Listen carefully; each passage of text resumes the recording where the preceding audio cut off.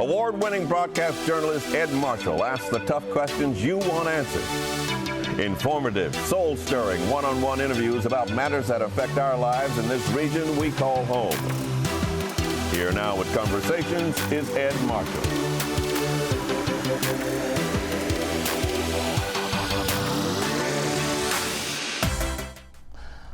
Well, good afternoon or evening, depending on what time you're watching my show.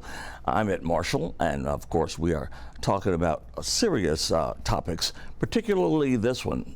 September has been designated as National Suicide Prevention Month, and suicide is familiar, unfortunately, to thousands of families across the United States and of course across the world.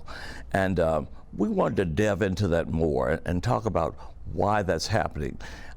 Statistics say nearly 50,000 people in 2022, according to provisional data released from the Center for Disease Control and Prevention, say that there are no simple answers to suicides or attempted suicides. But we wanted to kind of at least delve into it. And for our audience, people out there that are looking at us right now who have thoughts of those kinds of things, or people who in their families may have had those kinds of thoughts, perhaps we can shed some information that will give some assistance.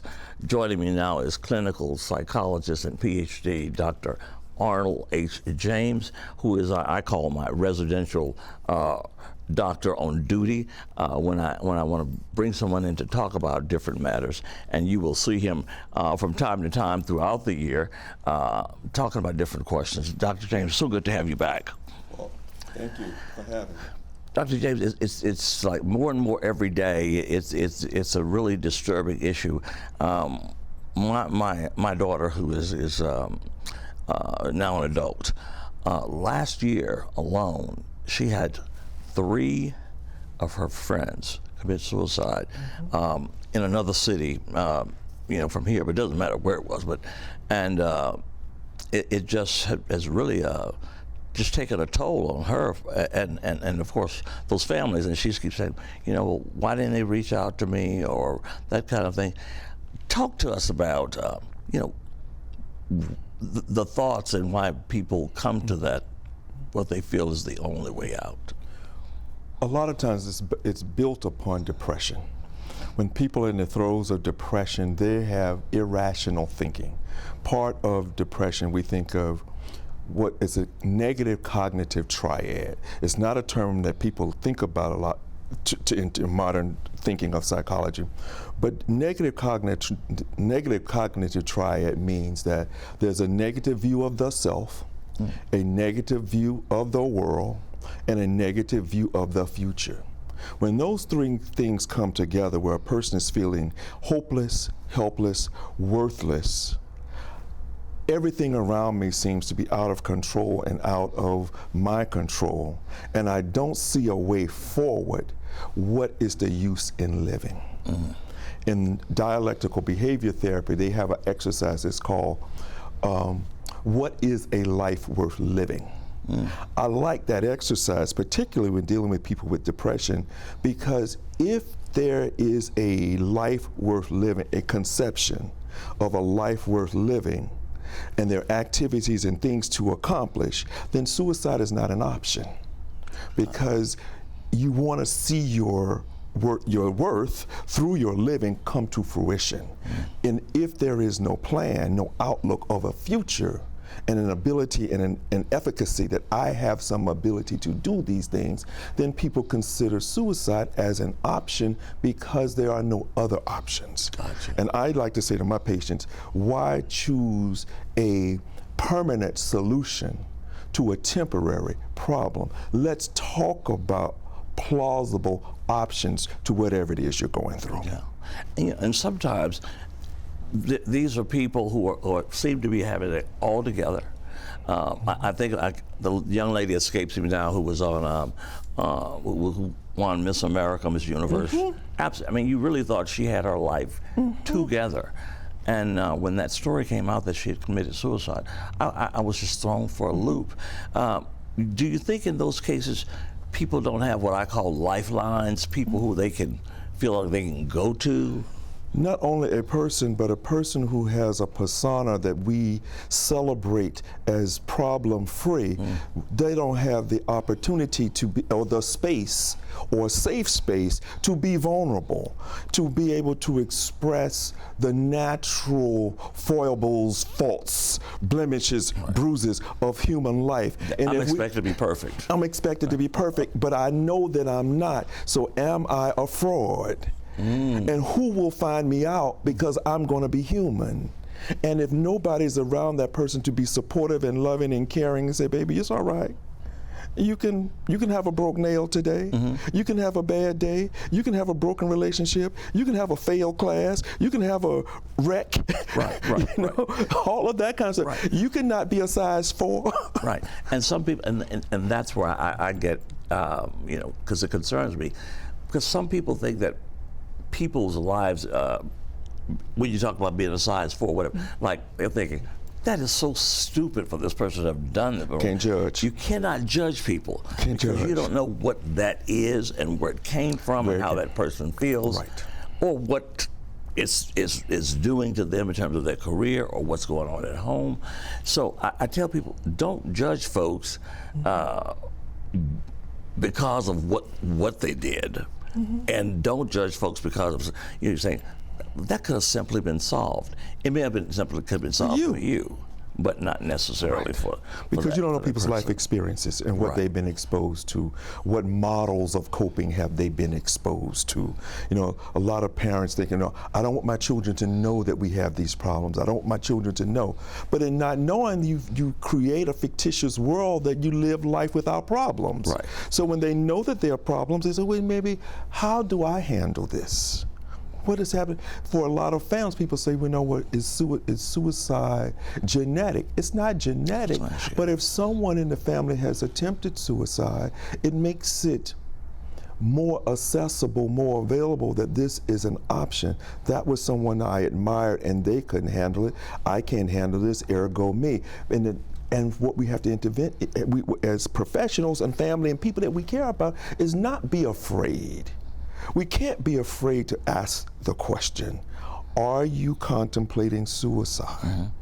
Are you having the thoughts that you no longer want to live? Let's talk about that. Now that's a different conversation when you're dealing with aging people than you're dealing with younger people. When you're dealing with an aging person and an aging person says, I'm just tired, I don't want to go on. That's not necessarily suicide or suicidal thinking. That is a recognition that I am tired of this life and this body as it is. This is not what I expected. I was totally flabbergasted when I read some information that the number of, we call them preachers, you know, the people of the cloth are committing suicide. And I was just taken back.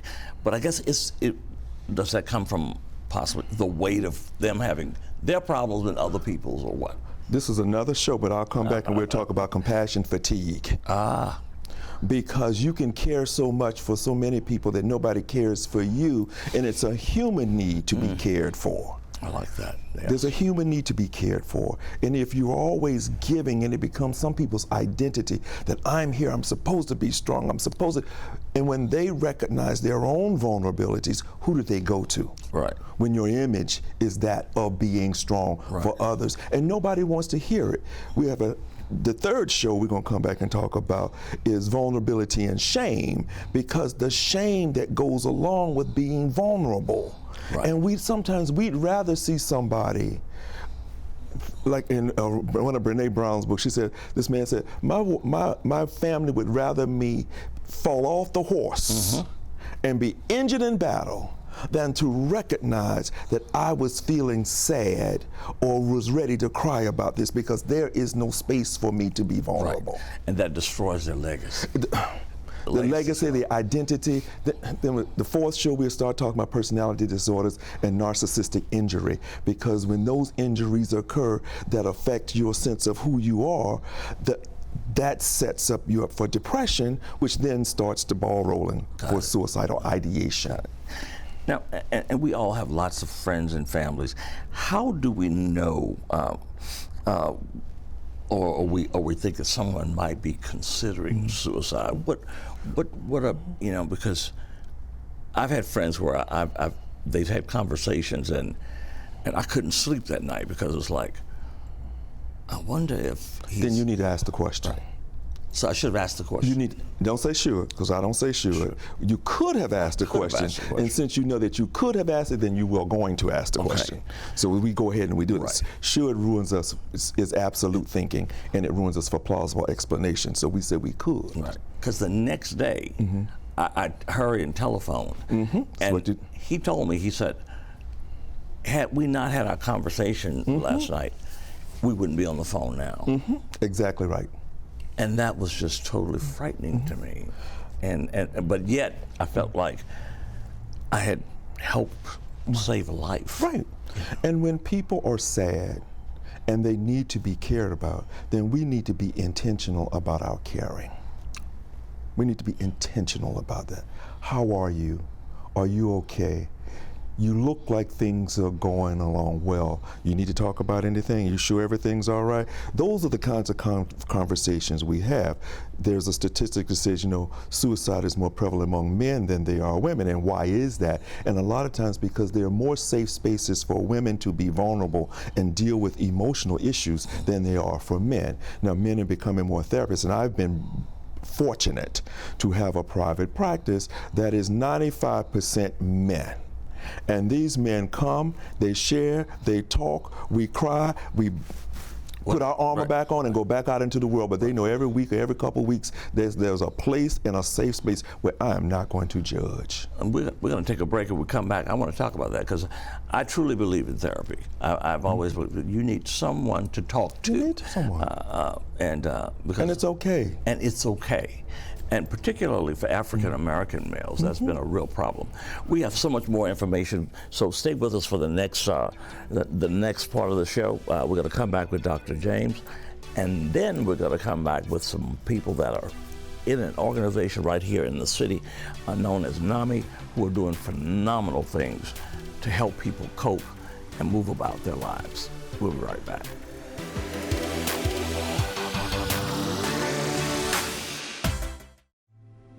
I am what hunger looks like in America.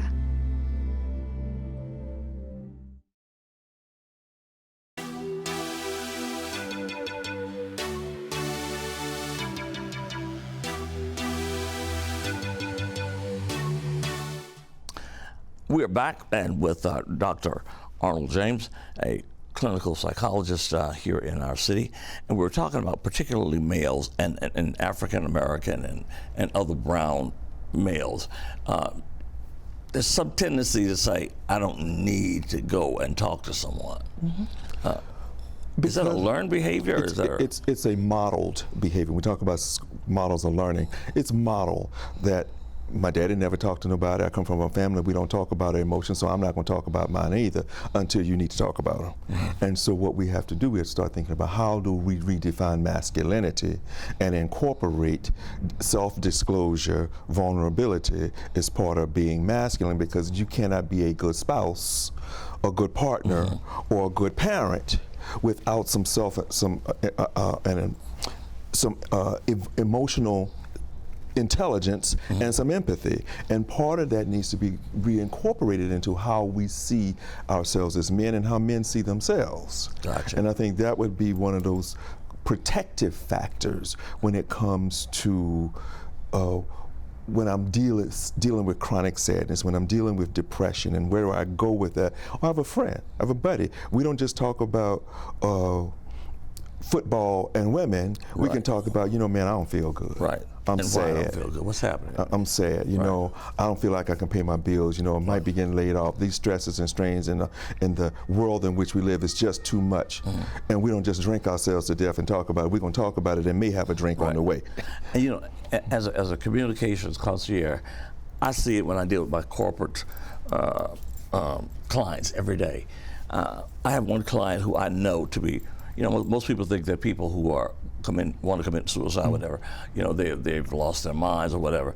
This person is a functioning, totally insane person, and I know this too, and I wanted to say one day, you know, do you really believe some of these things that you say?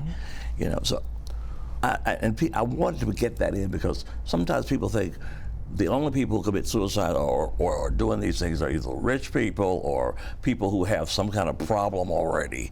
But these are functioning individuals who don't even know that they're insane. Suicide does not know any economic status, any social status. When you're sad, when you've broken connection with people, you've broken connection with ambition, aspirations in life, and your life looks like there has no positive end, that is, you're not immune whether you're man, woman, black, white, rich, poor, uptown, downtown, cross the river. 30 seconds, wrap me up. What do you want to say to my audience? Look at that camera. Everybody's prone. I'd like to say, first of all, we're not going to pathologize normal behavior. There are some things that just happen in the way of life of all of us that we don't need a pill for. Sometimes we need to talk through it. It's part of our living. Let's live through its problems, solve it. And I'd say if you think someone's in trouble, you got to get them help. Have people have safety plans, be a part of a safety plan. Know 988, and that's the number that you call if somebody is in trouble. Even if you think they're in trouble and you just want to help, you don't know what to do, you need to call and say, what do I do? And just never leave somebody out there without a lifeline. Lifeline. I was about to say that. Doc, thank you as always. You're very welcome. Going to have you back on those other topics very soon. Yes. So stay in town. I'll try. I'll try. He travels a lot and speaks to people all over the country. It's my self-care. That's right. That's right. When we come back, we're going to introduce you to the people from NAMI. It's an organization right here in town, and it's all over the United States. But the folks here are super extra special because I know them personally, and I like them a lot. You will too when we come back.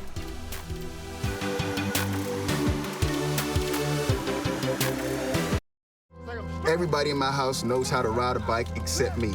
People ask, how your children learn how to ride a bike and you didn't? I didn't teach them. I just created an environment where they taught themselves, and all I had to do was be there.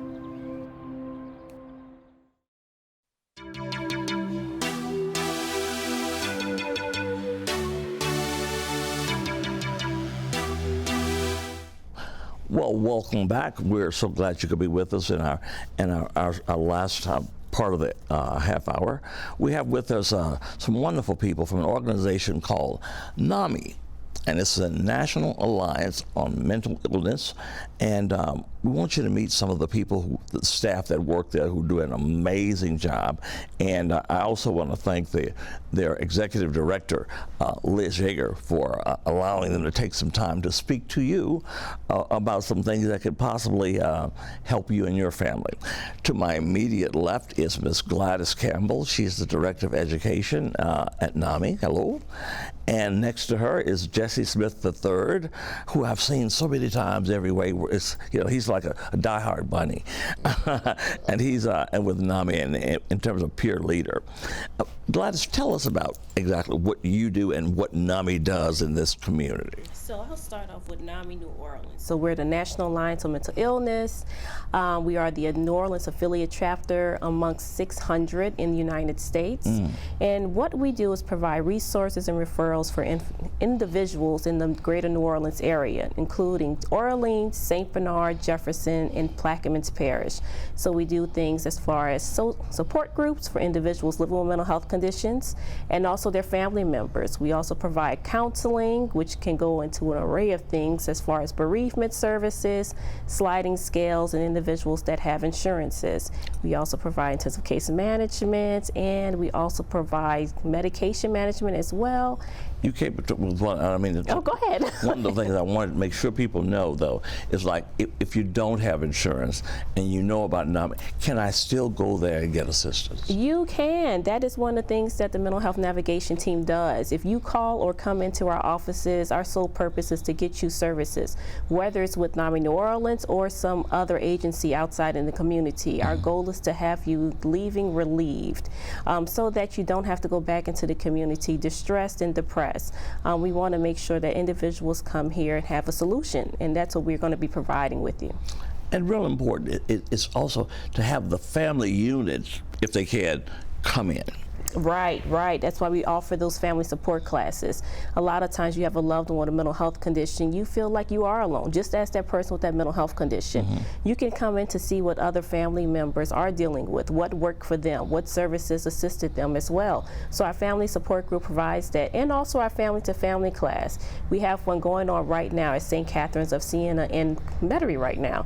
And so that course is 8 weeks. It teaches you about the different diagnoses, what signs to look for, triggers, and the other educational capacities of it. And I guess one of the big things is then the family and that person feel like, you know, I'm not the only person out here dealing with this. You know, I'm human, and there are people in this room who are dealing with this, and it must give them some sense of, you know. Yeah, good relief. And NAMI's slogan is, you are not alone. So you're not alone as a person living with a mental health condition, and you're not alone as a family member or loved one. We are out here working together to reduce the stigma of mental health condition, especially in our regions, for our POC communities as well. So we want to be able to provide our services and have a place of safety for individuals to come into. Yeah, and, you know, one of the things I think, and I want to say thank you to the stars or people we call the big entertainers. So many of them have come forward now and say, look, I'm bipolar, or I just have a problem with depression or whatever. I think that's kind of freed up particularly young people because they feel like, well, if Mariah Carey has this and she does what she does, then I should be able to go and talk about it too. Absolutely, but there's still that stigma there. We don't see enough people speaking openly about their diagnosis or the mental health conditions that they do have. And we want to be able to let individuals know that it's okay to have that. We are trying to work our way to manage it so we can get back to whatever your level of normalcy is. And that's our biggest thing that we're trying to do. Fantastic. Jesse, I got to talk with you about your peer leadership. Tell us about what that means, and what do you do over at NAMI? Well, at National Alliance of Mental Illness, or NAMI, as a peer leader, I lead peer education groups like Peer-to-Peer, NAMI Connection. It is good to see, you know, as a peer leader, it's good for in the community, the New Orleans community, and the community at large, to have someone that has already, I've suffered with the lived experience. I have lived experience of a mental health condition. So you've actually been there yourself? I've been there myself, correct. So when one comes into NAMI and they see me like just doing the normal things of everyday life at NAMI, and they come to me and they're told this person suffers with depression or anxiety and has had it since childhood. And then when I lead a support group, they come in and they see me navigating a support group. They say, wow, I wish I could do that. I wish I really could get active, because so many peers or some of my people that have not gotten into recovery with mental health really don't know that there is like salvation, you know. And it must be comforting for them to know that, wait, this man just shared with us that he's been where I am. Yes. You know, that has to be truly something that I've seen many of faces smile, if not relieve a sigh, that when they learn that I've suffered from schizophrenia and bipolar and have been homeless and have also suffered from a substance abuse area in my life, that I am functional and giving back to the community. And you would never know. Yeah. Tell us, and if not being too personal, what helped you come back to where you are now? What helped me come back to, you know, the community. It takes a village. Hillary Clinton said it years ago when she ran for president. It takes a village. You know, it was my family. My mother played a pivotal role of caring and support. It was NAMI, but not only NAMI, just persons in the community that really gave a god darn, you know, about Jesse Smith getting back his mental health and my resilience, you know. But I will say NAMI, my mother, And I will also say, 12-step programs. Yeah, yeah. 12-step programs in the community that are open and free to the public. And while I'm saying that, open and free to the public, NAMI is open and free to the public, just to walk in. Right. Because NAMI used to be the Friendship Club years ago and started going in 1984. It transitioned to NAMI. It has always been for a person with a behavioral health or mental health diagnosis to just walk in and see, well, I had to pay no $20 or $30 or $40, right. and I see all these people doing all these incredible things, right. just normal things in life. Yeah. And let's talk about 12, because people said, you don't just, get yourself together and then just. It's good to go back. Those programs are good for you to be in Yes. and to attend, because that keeps you Yes. motivated and also just knowing that I can still maintain. Yes. Okay. Yes. Oh yes. 12. When I started going to my first 12-step program, it was just like it takes a village. Peers. When I related to another person that has suffered from alcoholism, it really made me realize, this person not only suffered from alcoholism, but they started out with depression as a child, as a teenager, as a young adult, and then I followed suit, listening to them and their story. It made me affirm that my alcoholism was not alone, but it had a derivative in depression when I was growing up that I could not cope. So I want to master depression as a black male by drinking. And it must be when people could say, I fell off the wagon, so to speak. Yes. But I can get back on. Oh, yes. I can, and that's where NAMI is part of that process. Talk to me about that. Absolutely. As Jesse was saying, it is a process. Recovery is possible. So if sometimes you do have lapses. If it is let's say addiction, you do have to go through an addiction cycle. Within that addiction cycle, you do have moments where you do relapse. It is okay to get back on the straight and narrow as long as you have those support care areas for you. We do have our support center. You do have counseling. You do have support groups. You do have peer classes. We used to have drop-in. We're working on that again to have our clubhouse model back in where individuals with lived experience can come in as a safe haven for that support as well. And I would gather, stay away from those triggers. Everybody has triggers for something, Right. And knowing that this particular situation could trigger you, then even if it's something that the family is attending and you feel like it might trigger you? Yeah, absolutely. There are so many things of understanding your triggers. I know Jesse has some. I myself have triggers. We all do. Yeah, being able to understand it, and yes. especially your family member and loved one. If you want to get that individual into help, understand their triggers. You might say a triggering word that pushes them back into relapse. And you think it's just something innocent. Exactly. Yes. Because it's never been expressed like, Right. This is something that really makes me, it upsets me. Right. Being able to put our listening ears on and using the proper language with anyone in the community, your family, loved ones, anyone, using that proper language. How do we get in touch, people out there in my audience, if they want to know more about NAMI, and how do they get in touch with different parts of, wherever they are? Okay, so the first way you can call our office is 504-896-2345. Slow it down. Oh. Give it to me again. Okay. 504-896-2345. We'll put it on a graphic today. Oh, awesome. Great, You can come into our offices. We have one 4403 Canal Street. We also have a West Bank office at 2051 8th Street. We welcome anyone to come into, and also check out our website, NAMINewOrleans.org, where we have a plethora of information on there. Okay. Jesse, you have the last word for the show. Go ahead. Tell our audience in a nutshell what you would like for them to remember from this show. National Alliance on Mental Illness is a part of the community. It is there. I would ask that the younger community that has access to social media be aware that if you have an issue with mental health or behavioral health or weird thoughts or suicidal thoughts, that to look up NAMI and just press it in your search engine and find out all the possibilities that NAMI can offer as dealing with a peer. Yeah.